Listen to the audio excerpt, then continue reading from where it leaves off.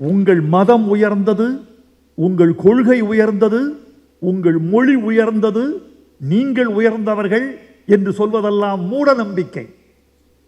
மூட நம்பிக்கை என்பது பூனை குறுக்கே போகிற போது திருப்பி வீட்டுக்கு செல்வது மட்டுமல்ல, பள்ளி சொல்வதை கேட்பது மட்டும் மூட நம்பிக்கை அல்ல. என் மொழிதான் உயர்ந்தது, என் மதம்தான் உயர்ந்தது, யானே உயர்ந்தவன், எம் கொள்கையே உயர்ந்தது என்று சொல்லுகிற பிடிவாதம் பிடிக்கிற மனிதர்களின் இந்த கொள்கையும் கூட மூட நம்பிக்கைதான். அழகாக சொன்னார்.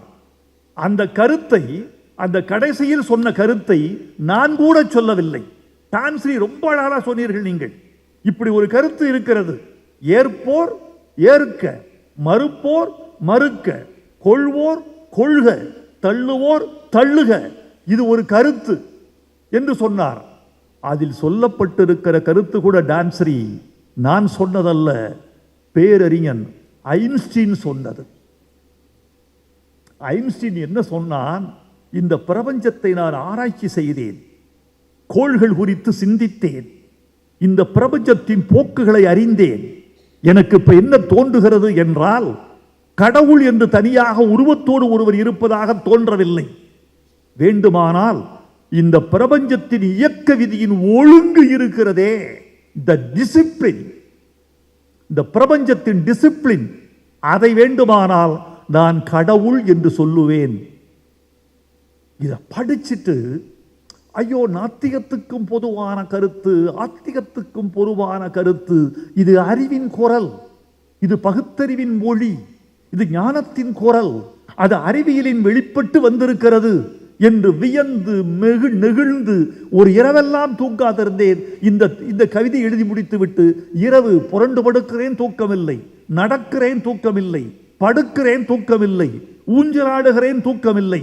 எப்படி சொல்லி இருக்கிறான் ஐன்ஸ்டீன்? படிக்க படிக்க அறிவு எப்படியெல்லாம் துலக்கமாகிறது, பட்டை தீட்டப்பட்ட வைரம் போல் படிக்க படிக்க அறிவு எப்படி மின்னுகிறது என்று நான் ஆச்சரியப்பட்டு போனேன். இந்த நூலில் என்ன சொல்லி இருக்கிறது? இதில் சொல்லாத என்ன இருக்கிறது? சொன்னா, கடவுள் என்று சொன்னவுடன் உங்கள் கருத்து நினைவு வந்து விட்டது. திருமூலர் சொன்னான், அவன் சொல்லாத கருத்தா? வானுக்குள் ஈசனை தேடும் மதியிலீர். வானத்தில் கடவுள் இருக்கிறார் என்று தேடிக்கொண்டிருக்கிற மானுடா, தேனுக்குள் இன்பம் சிவப்போ கருப்போ? வானுக்குள் ஈசனை தேடும் மதியிலீர், தேனுக்குள் இன்பம் சிவப்போ கருப்போ? தேனுக்குள் இன்பம் செறிந்திருந்தார் போல் ஊருக்குள் ஈசன் உறைதல் கண்டீர். உங்களுக்குள்ள இருக்கான் கடவுள். கடவுள் தேனுக்குள்ள இனிக்குது. அந்த இனிப்பின் நிறம் என்ன? இனிப்பின் உருவம் என்ன? அந்த இனிப்பின் உணர்ச்சி என்ன? துய்க்கத்தான் முடியும். நீங்கள் அதை உணர முடியும், உணர்த்த முடியாது. கடவுளும் அப்படித்தான். உணர்வோர் உணர்க, உணராதோர் யாரையும் கேடு செய்யற்க.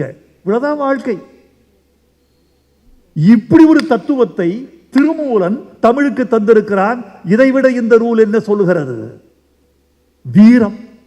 குளமுற்றத்து துஞ்சிய கிள்ளி வளவன் என்ற சோழன் இறந்துட்டான். அவனை யாருமே வெல்ல முடியாது. படைக்களத்தில் அவரை வென்றவர் கிடையாது. எந்த பகைவனும் அவனை வாழ் கொண்டு அறுக்க முடியாது, வேல் கொண்டு எய்ய முடியாது, வில் கொண்டு துளைக்க முடியாது. எந்த ஆயுதத்திற்கும் எந்த பகைவனுக்கும் அவன் கட்டுப்பட்டவன் அல்ல. அத்தனையும் உடைக்கிறவன். எப்படி செத்தான்? புலவனுக்கு சந்தேகம் வந்துருச்சு. எப்படி செத்தான்? வீரத்துக்கு தமிழன் சொன்னதை பாருங்க. சொன்னா, யமன் தான் அவனை ஜெயிச்சுட்டான். யமன் ஜெயித்து விட்டானா? யமன் தான் ஜெயிச்சுட்டான். சண்டை போட்டா யமன் வந்தாவது, சண்டையிடுவதாவது, சோழன் குளமுற்றத்து துஞ்சிய கிள்ளி வளவனை கொல்வதாவது. யமனெல்லாம் வந்து அவனை ஜெயிக்க முடியாது. யமனும் ஜெயிக்க முடியாது, யமனும் ஜெயிக்க முடியாது. பிறகு எப்படி செத்தான்? அவன் என்ன பண்ணா? கொடை வள்ளல் இந்த கிள்ளி வளவன்.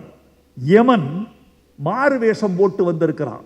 நான் ஒரு பாணன், பாட்டு பாடி பிழைக்கிறவன், அரசே உங்கள் மீது ஒரு பாட்டு பாடுகிறேன், எனக்கு ஒரு பிச்சை கொடு என்று கேட்டிருப்பான். ஓ, பாட்டு அழகாக இருக்கிறது, என்ன பிச்சை வேண்டும் என்று அவன் கேட்டிருப்பான். அந்த யமன், மாறுவேஷம் போட்ட யமன் கேட்டிருப்பான், உன் உயிரை பிச்சை கொடு, உன் உயிரை பிச்சை கொடு என்று கேட்டிருப்பான். கிள்ளிவளவன் உயிரை தந்திருப்பான், செத்திருப்பான். இவன் யமனெல்லாம் வந்து ஜெயிக்க முடியாது. சற்றன்றாயினும் செயற்தன்றாயினும் உற்றன்றாயினும் உயிரின்று மாதோ பாடுனர் போல கைதொழுதேத்தி இறந்தன்றாகல் வேண்டும். புலந்தார் மண்டவர் கிடக்கும் தானை திண்டேர் வளவர் கொன்ற கூற்றே. காதல், வீரம்,